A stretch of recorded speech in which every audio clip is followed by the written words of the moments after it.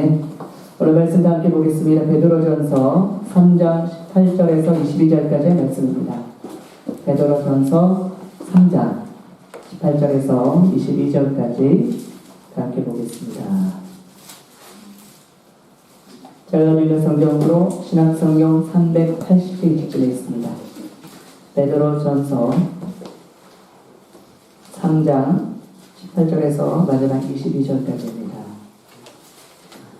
베드로전서는 야고보서 뒤에 바로 있죠. 베드로전서 3장 18절에서 22절까지. 야고보서 바로 뒤에 있습니다.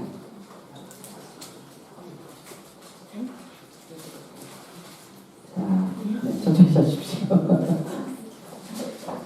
페이지 수를 찾으시면 따로 380페이지쯤에 있습니다. 380페이지.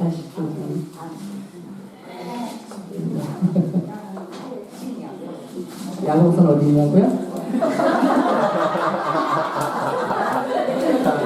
네. 3장.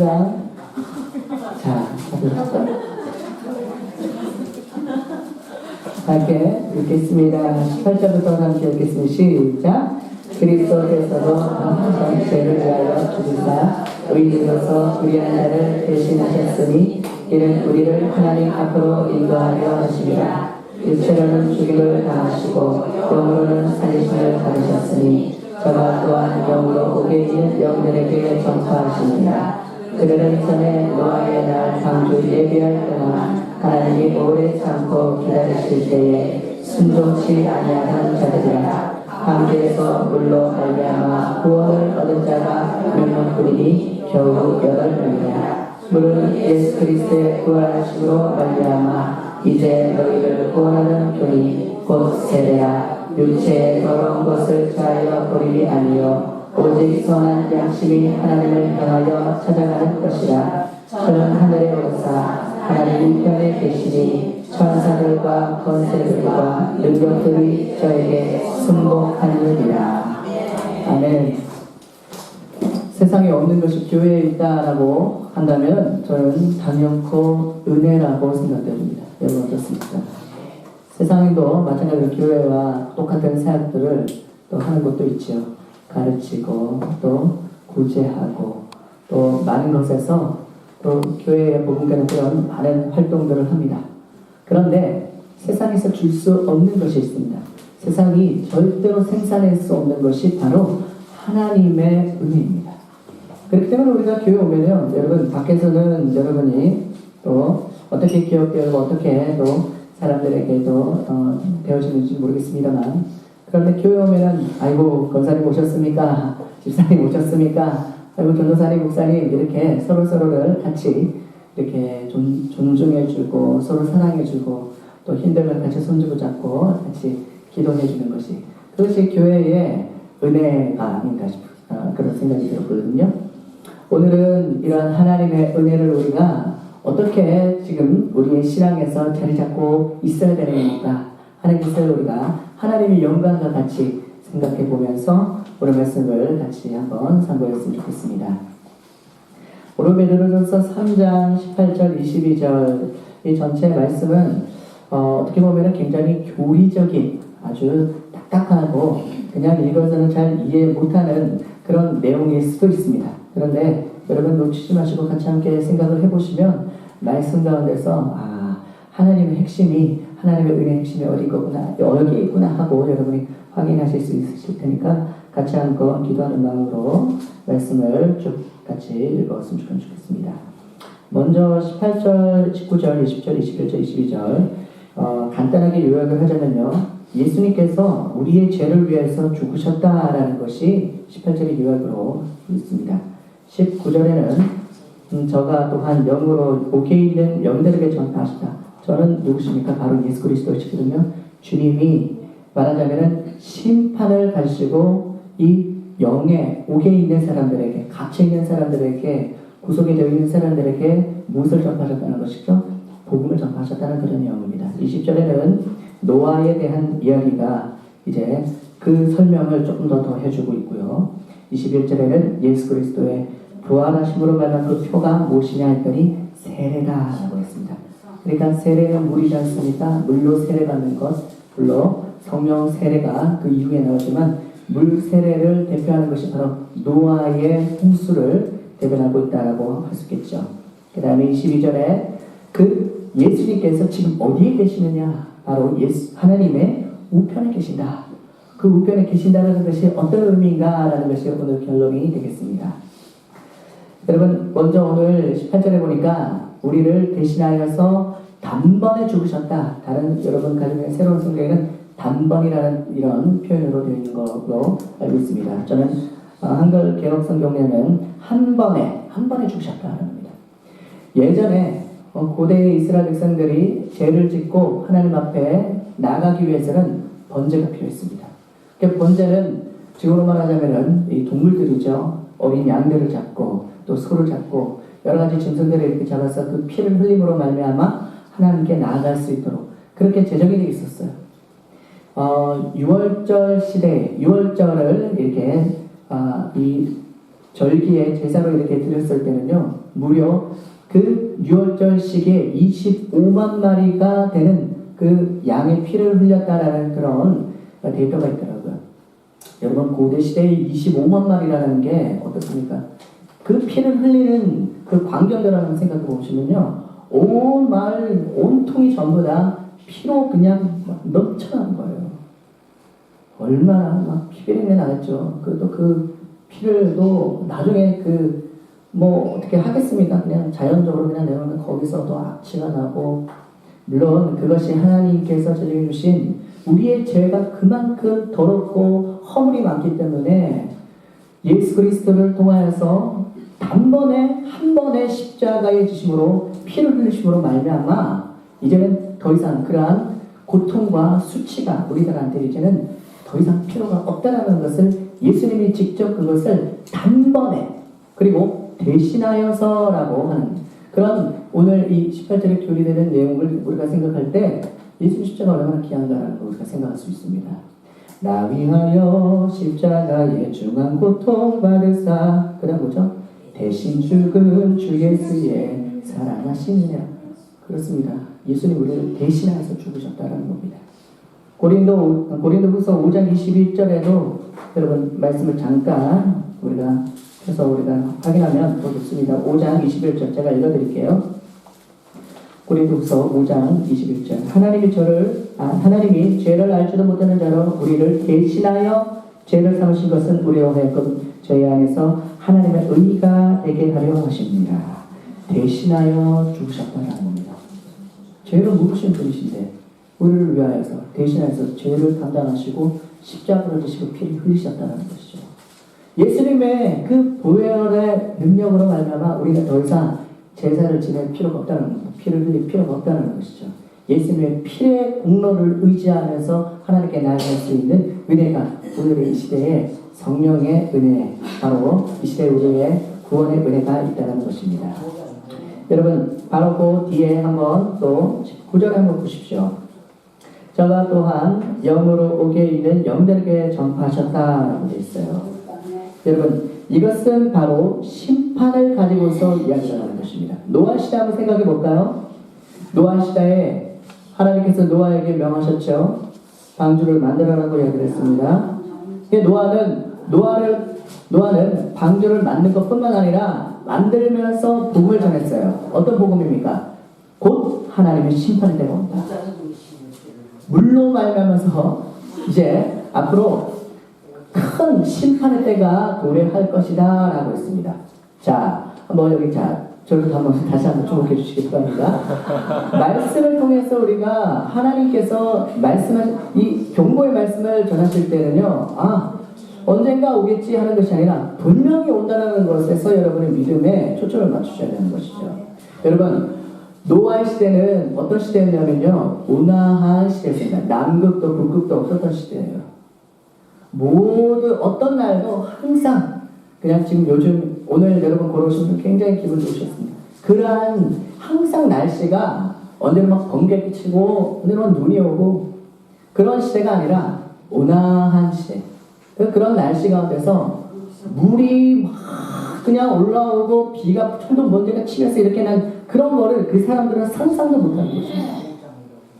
여러분, 요즘은요, 이 온난화 기후가 있기 때문에 3월 달에도 우리가 안심하지 못해요. 언제 또 눈이 오고, 또 언제 또 이렇게 바람이 세차게 불어서 우리가 막 이렇게 감기 걸릴지도 모르지 않습니까? 그래서 여러분, 아직까지 겨울로 이렇게 마음 먹고 이렇게 아직까지 클리닝 내지 못하시고 하시는 분 계실 겁니다. 그 노아의 시대에는 온난한 그런 시대였기 때문에 노아가 이야기하는 하나님의 심판과 복음에 대해서 결코 믿지는 못했어요. 이해할 수가 없었다는 것입니다. 이 창세기 5장에 보니까 그런 내용이 나옵니다. 이 타락한 천사들과 사람의 딸들이 결혼해가지고 이 자손들이 막 번성하기 시작하는데 그 씨가 결코 좋은 씨가 하나님 기뻐하시는 그런 존재들이 아니었어요. 그렇기 때문에 하나님의 말씀을 아무리 이야기를 해도 듣지는 않는 겁니다. 아무리 강조를 해도 그냥 내 할 일을 바꾸고 내가 해야 될 것 그리고 내가 좋아해야 될 뭐 이런 것만 그냥 먼저 우선순위가 되지 하나님의 말씀이 먼저 그들의 마음에 뽑히지를 않았던 겁니다. 요즘 시대도 그렇지 않은가 싶어요. 시간만 하면 놀기 바쁘고 시간만 하면 내가 내 할 일 이것저것 이거 다 하고 난 다음에 그러지 않으면 마음 편히 예배도 드리지 못하고 봉사도 못합니다. 그런 게 우리 시대가 아니겠습니까? 그런데 하나님께서는 노아 시대에 노아를 통하여서 다시 한번 경고의 메시지를 아주 오랫동안 끊임없이 그들에게 들려주셨거든요. 근데 마침 때가 되었어요. 하늘에서 그냥 이 궁창이 그냥 갈라지니까 거기서 마구마구 물이 막 떨어지는 겁니다. 그리고 그 땅에서도 땅이 갈라지면서 그 밑에서도 마구마구 물이 막 쏟아 올라오는 거예요. 너무너무 이 두려운 마음에 노아에게 가가지고 막 문을 열어달라고 방주를 열어달라고 근데 이때는 늦어버렸어요. 그래서 사람들은 노아의 방주 안에 들어가지 못하는 거죠. 여러분 이제 앞으로 예수 그리스도께서 재림하실 때가 이와 같이 우리들에게도 하나님께서 계속해서 경고하고 계시고 말씀을 복음과 함께 우리들에게 심어주신 것입니다. 근데 완악한 마음을 계속해서 우리가 고집하고 있으면은 그러면 하나님께서 이제 한번 하늘으로 닫아버리시면 우리가 그 안에 들어갈 수 없는 것이죠.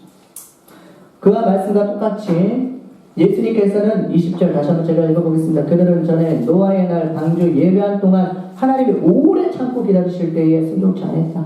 오래 참고 주님은 지금도 오래 참으시고 지금도 우리를 위해서 기다리시는 것입니다. 그죠? 그렇기 때문에 이 시대에 우리가 구원받아야 할 때가 언제입니까? 바로 오늘 이 시간밖에 없다는 겁니다. 빨리 돌아가면 빨리 우리가 회개하고 빨리 하나님께로 우리가 나아간다면 나의 모든 삶의 우선순위를 지금으로부터 우리가 바꾸게 되면 하나님은 노아의 방주에 들어가는 그 8명 안에 우리의 영혼을 하나님께서 참여시켜 주시겠다라고 그렇게 이야기를 하시는 것이죠.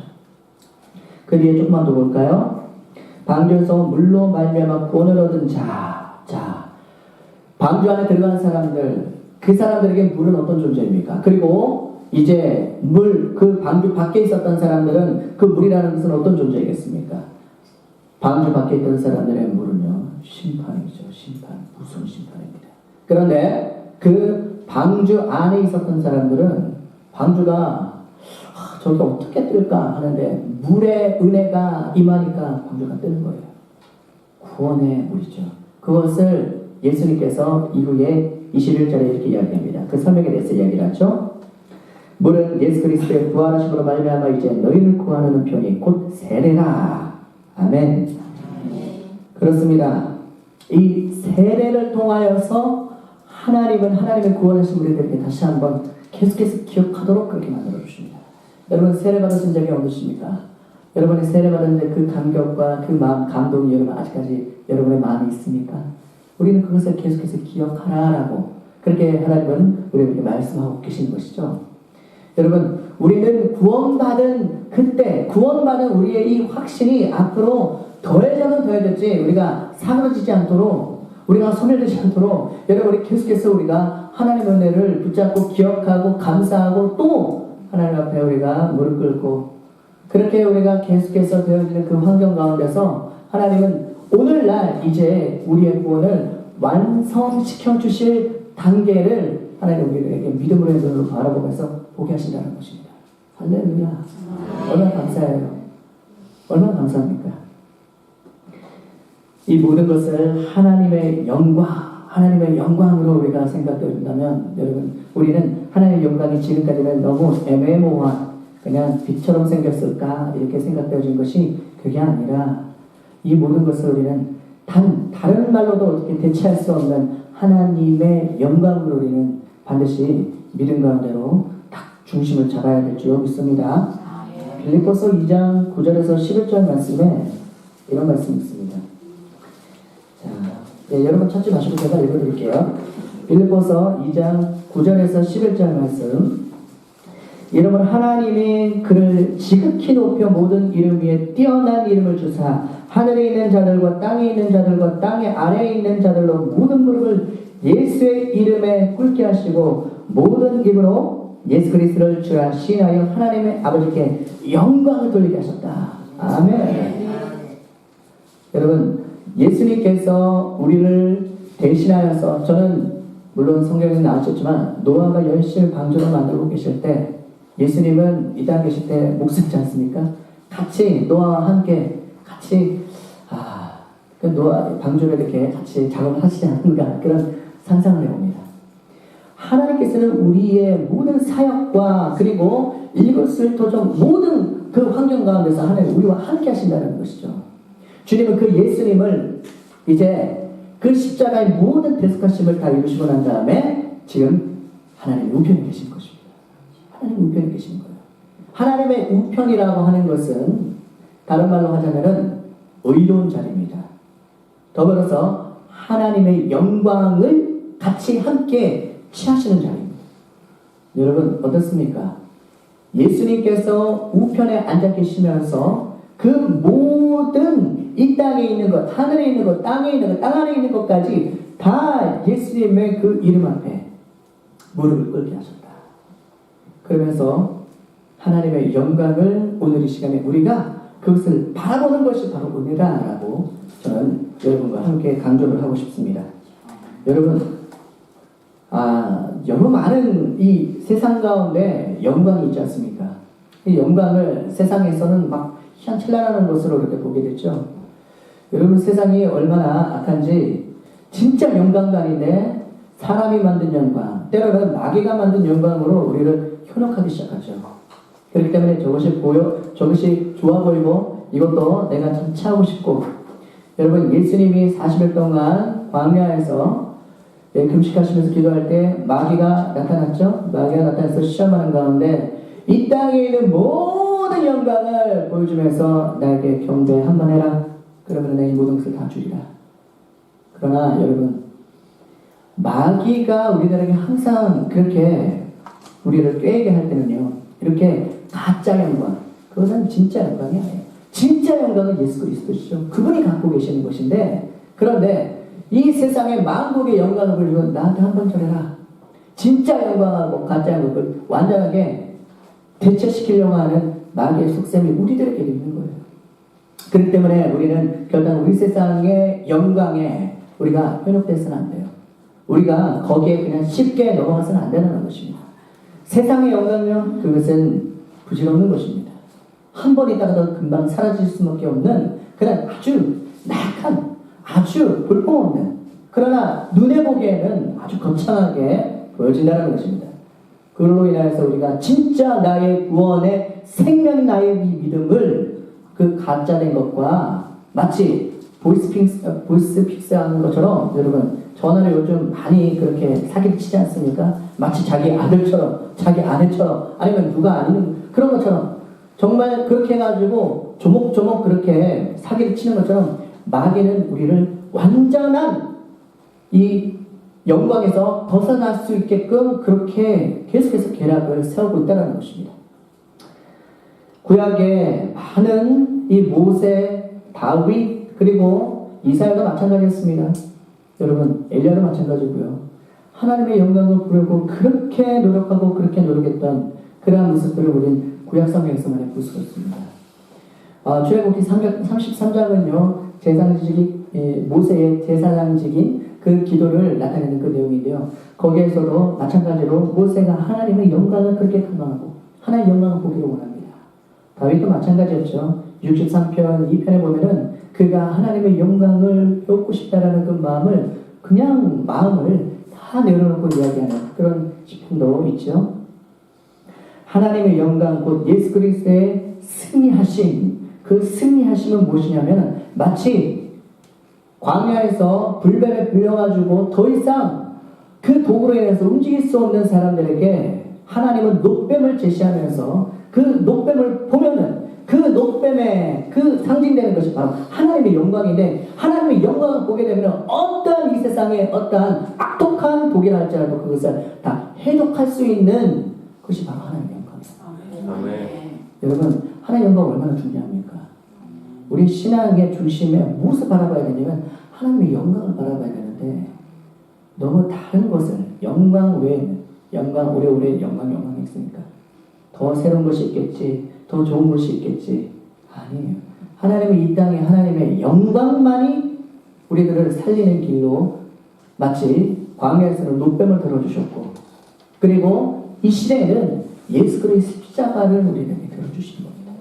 그렇기 때문에 십자가를 바라보게 되면 우리는 우리의 죄와 허물과 우리의 질병 모든 문제들이 다 해결되는 것이에요. 이것이 바로 하나님의 영광이죠. 말씀을 맺도록 하겠습니다. 하나님의 영광은 우리가 드리는 이 예배 가운데 있습니다. 우리가 예배 드리는 그 가운데 하나님은 영광의 빛을 비춰주세요. 우리의 마음을 비춰주시고, 때로는요 우리가 힘들고 어려울 때 가끔씩 이렇게 신방을 가다 보면은 전철을 탑니다. 근데 전철을 타보면요, 때로는 저도 사람인지라 이렇게 힘들고 어렵고 막 고난스러울 때가 있거든요. 그냥 지치고 허리가 아플 때가 있어요. 그러면 전철을 앉았는데 그 많은 사람들이 전부 다 핸드폰을 만져요. 페달을 만졌는데 그 중에 딱 한 사람만이 성경책을 딱 펴고 읽고 있는 거예요. 저는요 그때 큰 위로를 받아요. 1%도 되지 않는 이 일본 땅에서 그 중에 하필은 그 야마노토에 사람 얼마나 많습니까? 그 중에 한 사람, 다른 사람들 전부 다 자기 세상에 빠져서, 인터넷에 빠져서, 핸드폰에 빠져서 있는 사람들 그 가운데 성경을 읽고 있는 사람 때문에 딱 들어오는 거예요. 그냥 지나칠 수 있는 것입니다. 그런데 그 성경 읽는 사람의 그 성경에 하나님의 영광을 바라보게 되는 거예요. 힘이 나는 거예요. 아무리 힘들어도 그래, 내가 너와 함께 있다. 홍 목사야, 네가 아무리 힘들어도 내가 너와 함께 있다. 절대로 네가 낙심하지 말고 지금 가는 그곳에서 하나님 보고 잘 전화가 오너라. 뭔가 은혜가 있는 거예요 저한테. 주님 감사합니다. 때로는 아파서 병원에 갑니다. 병원에 가가지고 이런저런 또 검사 받아야 된다 해서 막 피를 막 한참 그냥 한 바가지로 빼요. 그냥 미쳐버려요. 그런데 그 의사 선생님 그 한켠에, 책상 한켠에 성경책이 다 꼽혀 있는 거예요. 때로는 그 의사 선생님의 목걸이에 십자가가 다 보이는 것입니다. 그때 제 마음에 이게 예사롭지 않은 하나님의 의미가 없거든요. 내가 너의 질병을 고치는 것은 이 사람이 아니라 사람이 아니라 내가 너를 직접 고치겠다.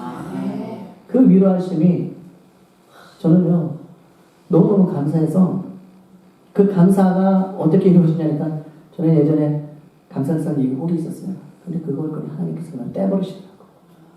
놀랐어요. 저는 이런 경험은 제가 이전에는 맛보지 못했던 것입니다.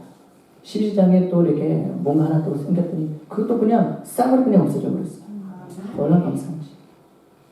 이제는 질병에 걸린다 해도 두렵지 않아요. 왜? 주님이 나와 함께 하시기 때문에. 그 작은, 그냥 지나칠 수 있는, 전철에서 지나칠 수 있는 그 성경책, 그러나 그것이 나에게 하나님의 영광으로 되어지는, 그 영광의 빛으로 말미암아 나의 온몸에 있는 피로와 나의 걱정, 의심이 사라지게 하는 겁니다. 그 선생님의, 의사 선생님의 목걸이에 걸려있는 그 십자가가 나에게 영광으로 되어지니까 그 영광의 힘으로 말미암아서 이제 주님, 이제는 질병으로 고통받지 않고 주님이 직접 고쳐주신다면 그냥 후유증도 없이 하나님께서 완전하게 말끔하게 고칠 줄 믿습니다. 그런 마음이 있으니까 이제는 두렵지 않은 것입니다. 예수님이 십자가에 이제 돌아가시고 난 다음에 그 성전에 있던 휘장이 갈라지지 않았습니까? 그 휘장이 갈라졌다는 것은 여러분, 예전에는요 대제사장만이 출입할 수 있는 하나님의 그 성소 안에 하나님께서 딱 한 사람밖에 들어갈 수 없는 곳에 이제는 예수님의 십자가의 죽으심으로 말미암아 어느 누구도 하나님의 영광을 사모하는 자는 어떤 사람들도 다 위로받기 위해서, 고침받기 위해서, 또 구원받기 위해서 하나님의 성소에 이제는 완전하게 자유롭게 출입할 수 있도록 예수님이 그렇게 해주셨다는 겁니다. 그래서 22절 보십시오. 22절, 저는 하늘에 오르사 하나님의 우편에 계신 천사들과 권세들과 능력들이 저에게 순복했다. 여러분, 그 순복하는 모든 것은 하나님께서 직접 예수 그리스도를 통하여서 이루어주신 결과입니다. 하나님께로 나아가면은 모든 권세들이나 어떠한 정사들이라 할지라도 하나님 앞에 다 굴복하듯이 우리 신앙 앞에 다 굴복하게 되어 있다는 것입니다. 이 세상을 여러분 완전히 정복하면서 살아야 됩니다. 하나님이 그렇게 하셨던 것처럼, 예수님께서 그렇게 하셨던 것처럼 우리는 하나님의 영광 가운데 살아야 되는 거예요. 그것이 우리가 구해야 될, 우리 신앙에서 이제는 회복해야 될 하나님의 영광이라는 것입니다. 하나님의 얼마나 중요합니까? 그 하나님의 영광이 우리는 감사하게도 예배 가운데서 하나님께 항상 준비시켜 주십니다. 항상 우리들에게 하나님께서 예배해 주셔서 주님의 은혜 안에 우리가 들어갈 수 있도록 하나님은 우리를 축복해 주신다는 것입니다. 이제는 여러분 과자 영광으로 편협되지 마시고 진짜 영광은 십자가로 인해서 우리들에게 주십니다. 네, 항상 십자가 붙들고 우리가 나아갈 수 있도록 그렇게 되어지기를 원합니다. 우리의 모든 문제와 그리고 어떠한 시련이 다가온다 할지라도 이제는 방법을 바꾸십시오. 세상 방법, 여러분 가지고 있는 방법이 아니라 하나님의 영광으로 해결하셔야 돼요. 어떤 문제도 하나님의 영광으로 해결하실 때에 하나님의 영광은 반드시 우리들에게 아주 정확하게 그 문제들을 해결할 수 있는 모든 것을 다 그 프로세스로 우리들에게 다 줄 줄 믿습니다. 지금까지는 여간에서는 고치지 않았던, 여간에서는 내가 컨트롤할 수 없었던 것, 여러분 가정 문제, 자녀 문제, 또 회사 문제, 또 여러 가지 인간관계 문제, 그런 문제 나중에 안 되니까 포기해버리면요 그냥 떠나면 그만이에요. 그렇지 않습니까? 그런데 하나님의 영광으로 회복하는 맛을 여러분 보게 되신다면 이제부터는 문제가 오면요 이제는 즐거워요. 문제가 생기고 내 눈앞에 어떠한 일이 생기면요 이제부터는 그래 또 한 번 내가 하나님의 영광을 바라볼 수 있겠구나. 그 기대로 여러분 우리가 살아가기를 원합니다. 그렇게 살아가기를 간절히 소망합니다. 예수님의 이름으로 여러분의 다시 한번 축복하겠습니다. 하나님의 영광 가운데 십자가와 함께 우리가 구하는 우리 사랑하는 우리 성도 될 수 있도록 여러분을 축원합니다. 기도하겠습니다. 하나님 아버지 감사합니다. 하나님의 영광을 바라보기 위하여 모세는 산으로 올랐습니다. 다윗은 도망을 다녔지만 그러나 그의 마음에 평강이 있었기 때문에 수많은 많은 적들을 가운데서도 하나님은 그 다윗의 생명을 지켜주시고 문제를 해결시켜 주셔서 그가 결단코 하나님을 외면치 않고 마지막에는 하나님께서 그를 왕과 같이 세워주셨던 것을 기억합니다. 아버지 하나님, 오늘 이 시간에 주님께서 저희들에게 들려주시는 녹뱀, 또 아버지 하나님, 하나님께서 저희들에게 들려주시는 십자가를 바라보면서 이 세상에 어떤 것도 더 이상 아버지 저희들이 의지하지 않게 하시고 하나님의 영광으로 살아갈 수 있도록 진짜 영광, 그것은 말씀에 있고 예배 가운데 있고 우리가 부르짖는 하나님의 그 이름 가운데 있음을 믿습니다. 그래서 아버지 이 세상의 온통 모든 것이 다 예수 앞에 굴복하게 될 때에 주님 그 영광 가운데 아버지 저희들이 더욱 참여하는 우리 모두가 될 수 있도록 주님 축복하여 주시옵소서. 예수님의 이름으로 기도드리옵나이다. 아멘. 말씀 생각해서 우리 다시 한번 기도합시다. 하나님께